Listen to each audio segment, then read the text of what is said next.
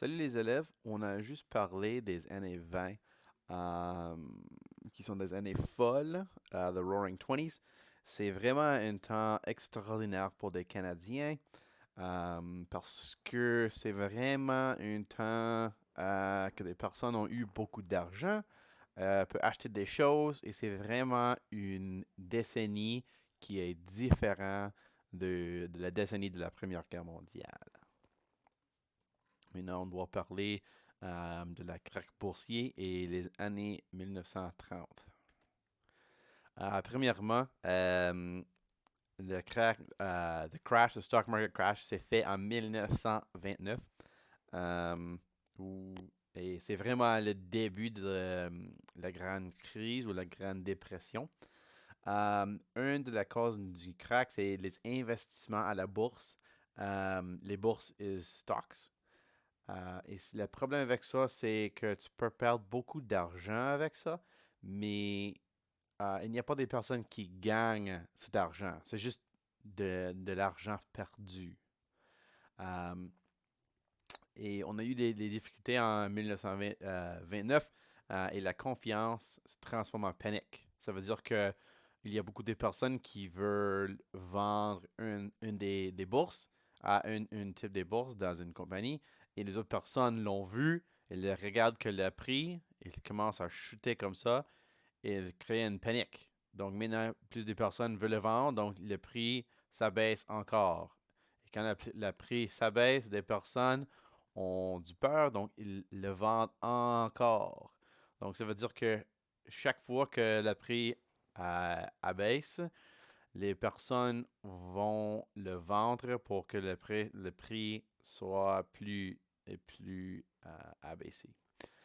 Ici, il y a un lien. Tu peux regarder, c'est une vidéo en anglais, c'est fait par TED-Ed. Et c'est une vidéo d'information sur comment on fait le marché des bourses et comment euh, il fonctionne avec les prix et des choses comme ça. Ici, il y a deux nouvelles de la même journée. C'est vraiment, on l'appelle le mardi noir parce que c'est ça la première journée que on a eu euh, une chute des prix. Euh, et oui, c'est vraiment une semaine entière qui a commencé le mardi. Et vraiment, les prix ont abaissé et les personnes ont perdu presque toute leur monnaie. Ça, le cycle économique. Euh, Maintenant, on a la laisser-aller, la laisser-faire government. Ça veut dire que le gouvernement ne donne pas de l'argent à les personnes. Elle ne fait pas des règles dans les pays, dans les communautés qui ne sont pas gouvernées par le gouvernement directement. Donc, on a beaucoup de gaspillage ici. Et c'est ça qui est amené à la crash boursier. Et maintenant, OK, on peut parler des voitures. OK. Euh, Parce que des personnes ont perdu beaucoup de leur argent, on doit fermer des usines, euh, des automobiles, on peut dire des usines de Ford, par exemple, parce que les personnes n'achètent pas encore le même numéro des voitures. Mais quand tu fais ça, des personnes, bien sûr, vont perdre, des emplois. Et quand tu perds des emplois, tu ne peux pas acheter des choses. Donc, il y a une baisse de la demande. Ça veut dire une baisse des ventes dans quelque chose d'autre. Peut-être des radios. Maintenant, on doit fermer l'usine des radios. Et bien sûr, avec ça, il y a des personnes qui vont perdre leur emploi. Et il commence le cycle encore et encore. Parce que des personnes ont eu beaucoup de la peur pour acheter des choses parce que ils ne savent pas s'ils vont avoir le même emploi dans un mois. Parce qu'il y a beaucoup de personnes qui ont perdu leur emploi et les personnes ne veulent pas gaspiller d'argent si euh, ils n'auront pas un emploi dans l'avenir. Euh, ouais, c'est la même chose ici. Faillite, ici, veut dire failures. Et chômage, c'est unemployment. Dans les autres secteurs, la fin de l'exportation, du blé, du bois, du papier, euh, on a eu beaucoup des produits et ça veut dire qu'il y a une part de valeur des objets. Donc, peut-être une sac de blé, il a coûté 10 piastres, mais maintenant, parce qu'il y a beaucoup du blé, maintenant c'est pour 5 piastres. Donc, ça veut dire que des personnes ne vont pas recevoir les mêmes niveaux de monnaie et ils ont eu des difficultés avec ça. Aussi, il y a un surplus de chômage. Again, that's unemployed. Et partout en Occident, c'est beaucoup dans les pays de l'Ouest. Euh, et c'est tout ça, c'est vraiment une cause puis un symptôme de le crack de boursier. Euh, Plus que ça, on a eu des problèmes avec des fermes, comme tu peux voir ici, dans le Midwest, dans les États-Unis, mais aussi ici en Canada, dans les prairies.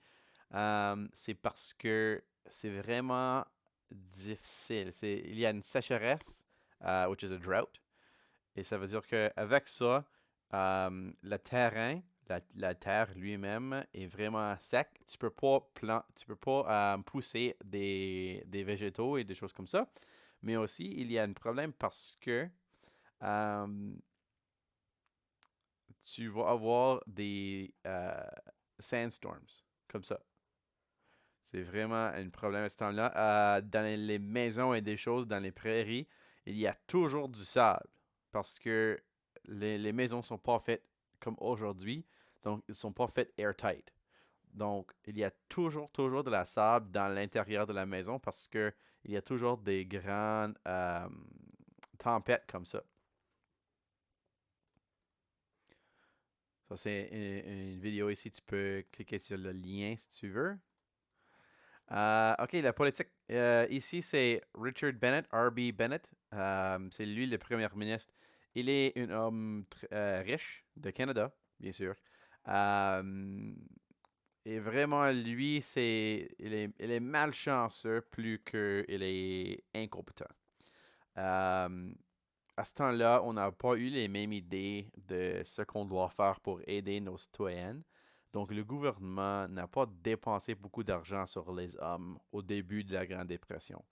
Ils ont pensé, OK, on doit faire plus de commerce, des ventes à nos amis pour augmenter le niveau d'argent dans notre pays. Mais ça n'a pas fonctionné parce que tout le reste du monde a dû faire des choses dans leur pays.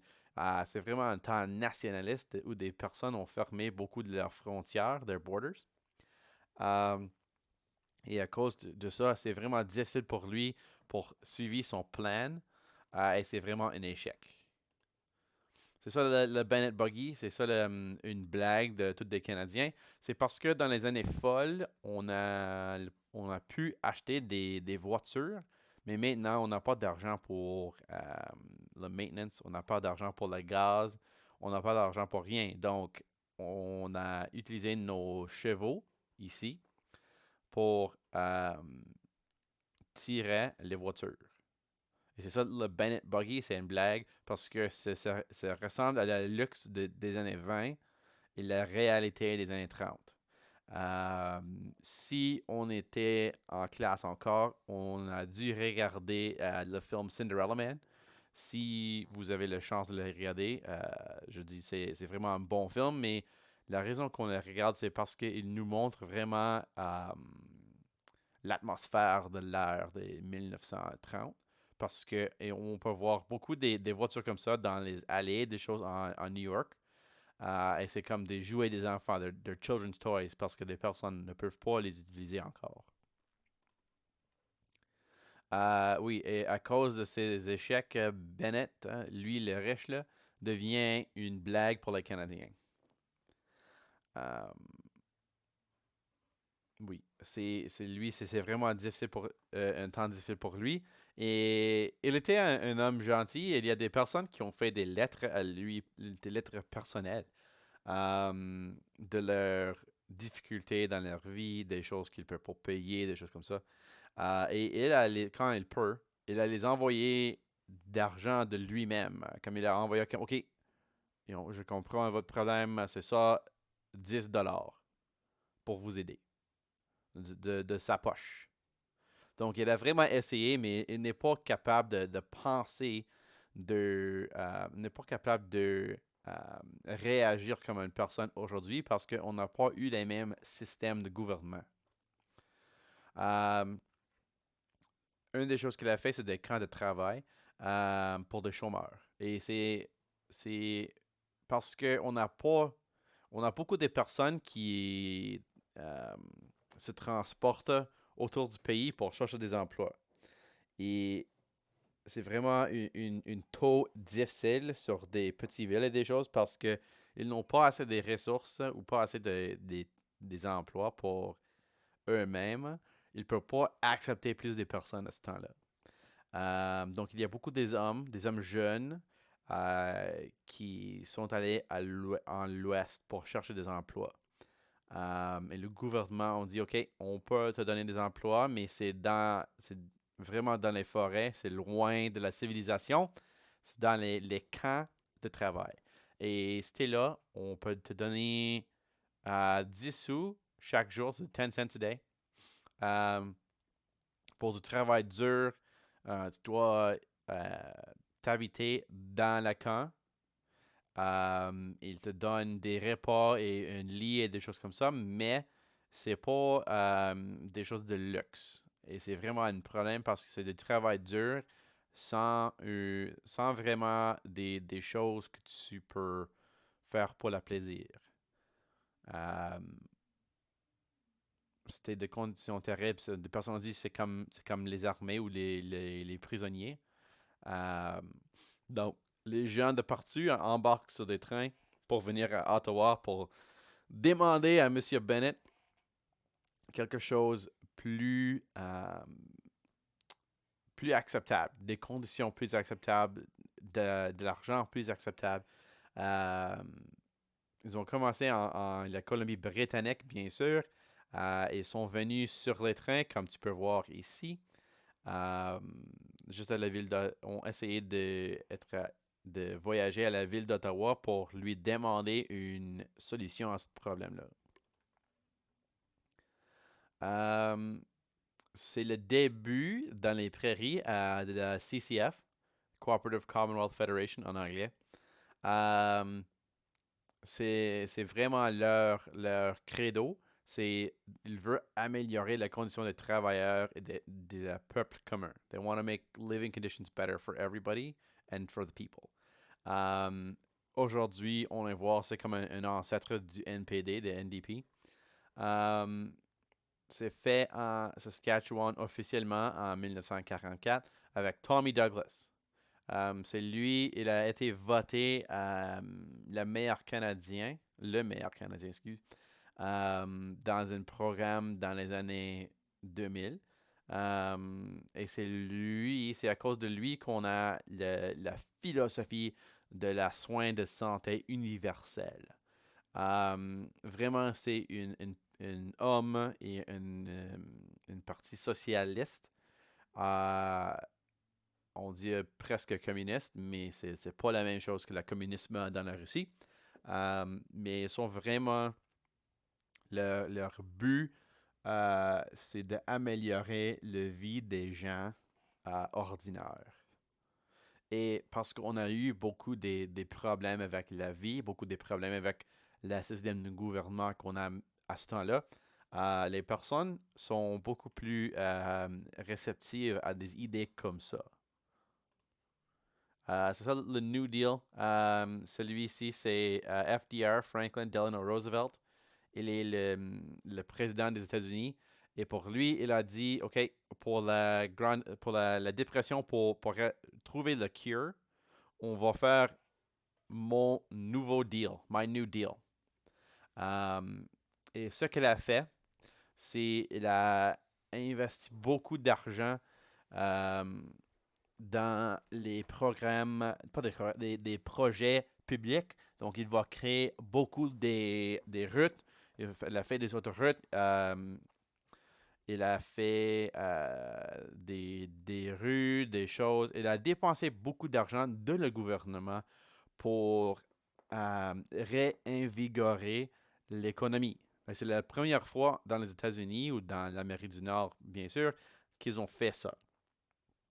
Euh, il a fait le New Deal. Donc, Bennett a dit, OK, on va faire la même chose ici. On va faire notre propre New Deal. On va vous donner comme, une heure maximum que tu peux travailler par jour, un âge minimum pour travailler, un salaire minimum, des aides pour des fermiers et des travailleurs, ça, puis ça, puis ça. Mais, c'est ça la promesse de R.B. Bennett. Mais il a fait ça en 35 et il y a une élection dans la même année. Donc, il perd des élections et William Lyon Mackenzie King, qui est libéral, revient. Et c'est ça, c'est lui, à ce temps-là, Mackenzie King. Et c'est ça son slogan, It's King or Chaos. Parce que les années les plus pires de la dépression sont les années 30 à 35. Donc, vraiment, il peut dire que c'est tous parce que R.B. Bennett ne savent pas comment faire un pays. En 31, sous Bennett comme PM, on a signé le statut de Westminster. À ce temps-là, on était une dominion.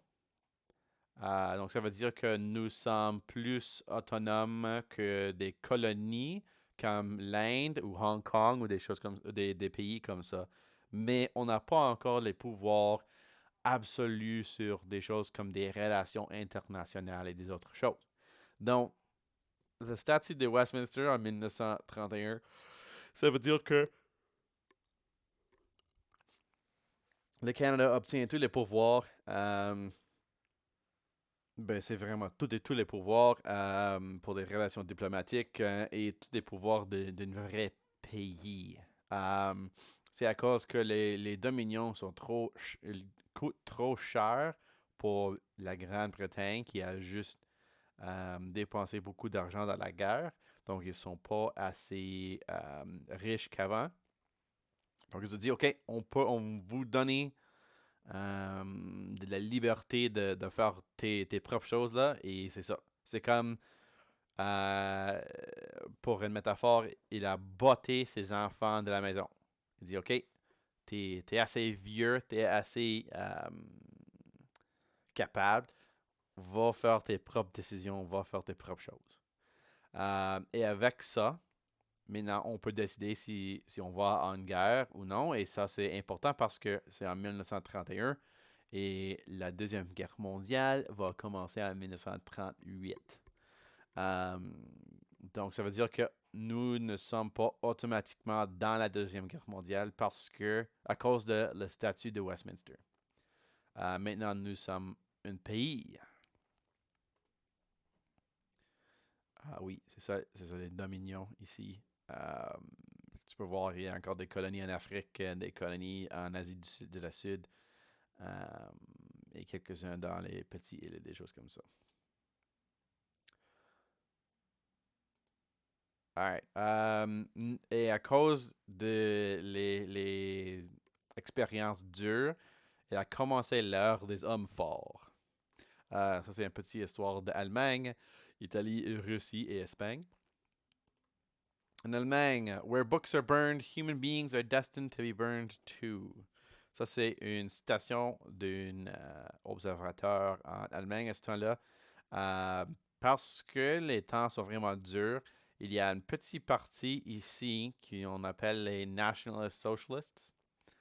Euh, et parce que c'est un temps vraiment dur, ils ont eu beaucoup plus de personnes qui vont leur entendre au moins un peu qu'avant. Parce que si la vie, c'est peaches and cream, c'est no worries, c'est Hakuna Matata, euh, une partie comme ça, les personnes ne vont pas l'écouter parce qu'on n'a pas besoin d'une change. On n'a pas des choses dures dans notre vie quotidienne si c'est Hakuna Matata. Euh, et c'est pas vraiment un choix entre, OK, est-ce que je peux avoir de la nourriture pour mes enfants, ou et je dois les écouter un peu des fous, ou je peux pas nourrir mes enfants et nous serons morts. Euh, donc, que veut dire ceci, la citation ici? Tu dois penser à ça. Comment sont les deux actions connectées? Et que ça symbolise la combustion des livres, comme dans un sens philosophique. What does it symbolize? So, what does the burning of books symbolize? What are you burning? What are you taking away? What are you destroying? What are you saying?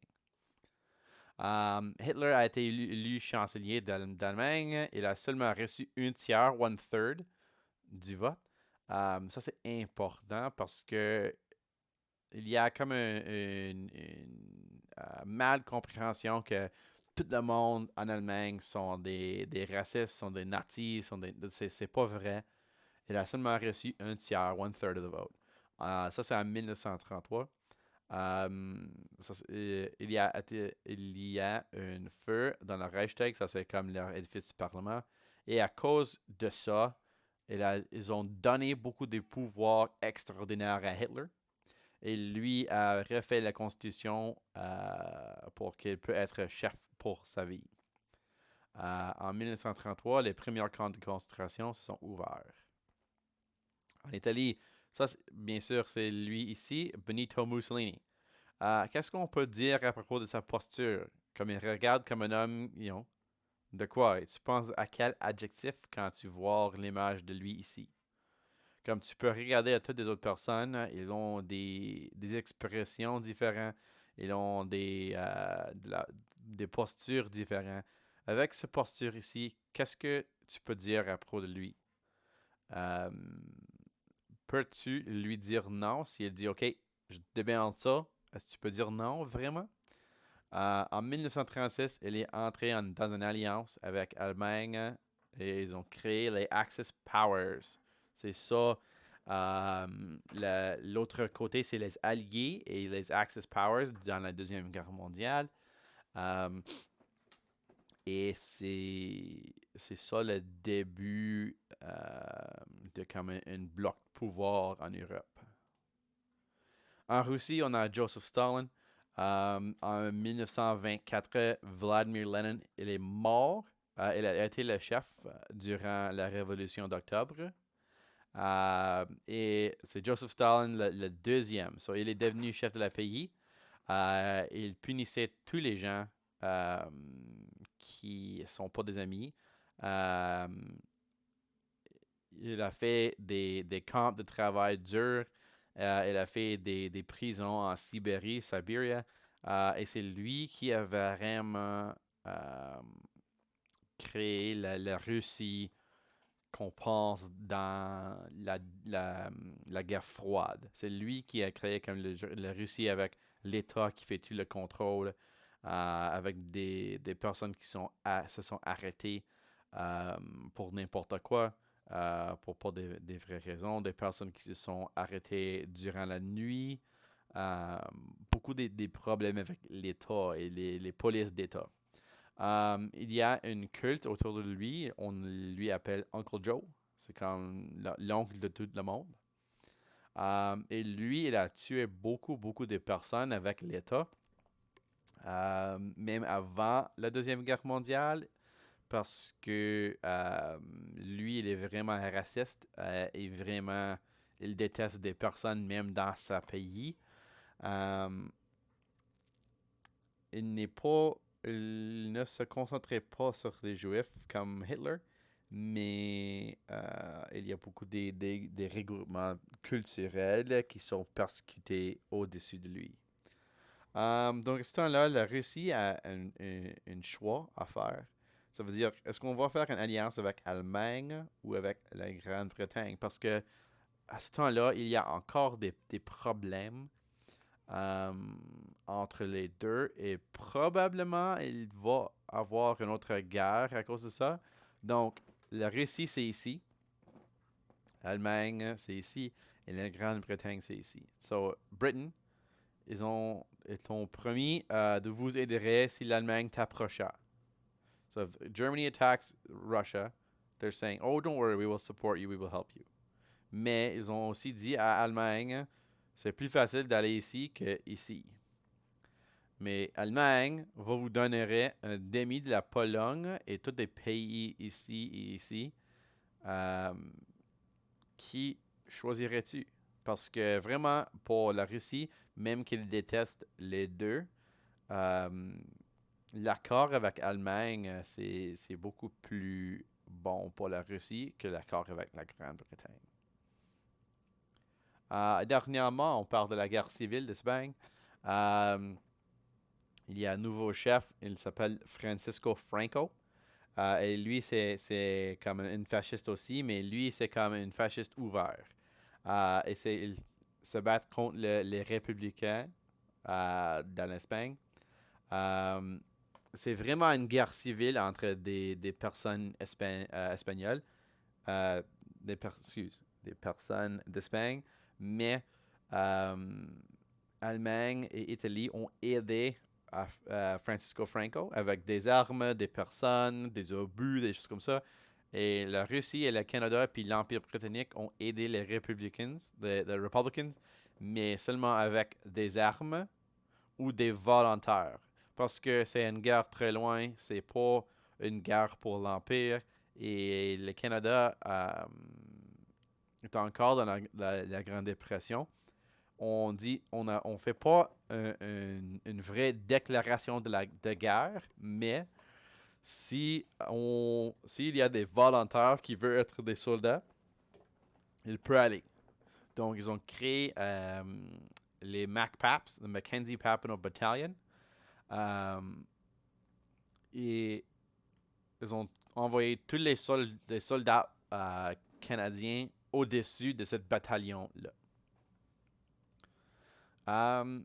Avec toutes les personnes qu'on a vues aujourd'hui, il y a toujours un cult of personality. Donc, le culte de la personnalité, c'est l'adulation, the adoration, or like the respect, the focus, excessif d'une chef d'État dans un régime. On peut regarder ça aujourd'hui comme dans la Corée du Nord, ou avec comme Mao Zedong en Chine. Il y a des personnes qui ont les photographes de leur chef de pays, même dans comme même dans leur maison. On ne voit pas ça, des choses comme ça ici en Canada. On n'a pas tous une image de Justin Trudeau sur nos murs. Parce qu'on n'a pas le même niveau de cult of personality dans l'histoire du Canada. Ici, c'est un exercice qu'on a dû faire dans les groupes en classe, mais tu peux juste regarder comme un exemple d'une culte de personnalité et juste le faire un petit peu de recherche pour comprendre un peu plus qu'est-ce qui s'est passé dans une culte comme ça. Mais ce qu'on doit se souvenir, c'est que c'est un temps vraiment difficile pour beaucoup de personnes. À ce temps-là, il te prend une wheelbarrow d'argent pour acheter du pain en Allemagne. En Italie, il n'y a pas des usines ouvertes. C'est pas une économie très forte. Même dans l'Amérique du Nord, c'est des temps difficiles parce que on peut pas dépenser de l'argent avec le même niveau que la décennie avant ça. C'est vraiment difficile. Donc, tu peux pas... C'est difficile pour dire it's their fault. C'est difficile pour dire que c'est la faute de la peuple qui ont voté pour lui. Mais c'est ça, tu dois penser un peu à ce temps-là comment tu peux écouter à Hitler. Quand Hitler dit quelque chose comme OK, on va vous donner tous des emplois parce que au lieu de faire l'autobahn, l'autoroute, avec des machines, on va vous donner des shovels. We're going to give every man a shovel. Et avec ça, on peut donner 100 emplois au lieu de donner 15 emplois. Si une personne comme ça te donne un emploi, c'est beaucoup plus facile d'ignorer des choses qu'il dit qui sont un peu racistes. Parce qu'il n'est pas ouvert avec ses intentions. Mais il y a des choses, si tu veux vraiment regarder des choses qu'il a dit, bien sûr, il y a des indices qu'il y a des problèmes avec l'antisémitisme et des autres choses, mais c'est vraiment euh, difficile de le regarder d'aujourd'hui et fait juger des personnes qui ont voté pour lui. On a eu des élections autour du monde dans les dernières 5 années que il y a des chefs populistes, des chefs nationalistes, des choses comme ça, euh, qui viennent des situations difficiles après la grande récession en 2008. Et c'est un peu la même parce que c'est les temps durs dans les vies des personnes, c'est des temps incertains. Donc, c'est vraiment difficile dans les vies des gens. Et c'est avec ça que des personnes comme Hitler, comme Mussolini, on peut gagner euh, une élection. Et après ça, ils ont annulé toutes les autres élections. Euh, c'est vraiment intéressant à penser à des choses comme ça. OK, donc ça c'est la fin des années 30, la fin de la Grande Dépression, parce que c'est vraiment la Deuxième Guerre mondiale qui va nous sortir de la Grande Dépression parce que le gouvernement, l'État, doit dépenser beaucoup d'argent pour se battre dans la guerre et aussi il donne des emplois à beaucoup de personnes euh, et ils vont faire plus de contrôle par le gouvernement sur la production des choses, des biens et les services pour qu'il n'y ait pas des choses qu'on gaspille comme avant.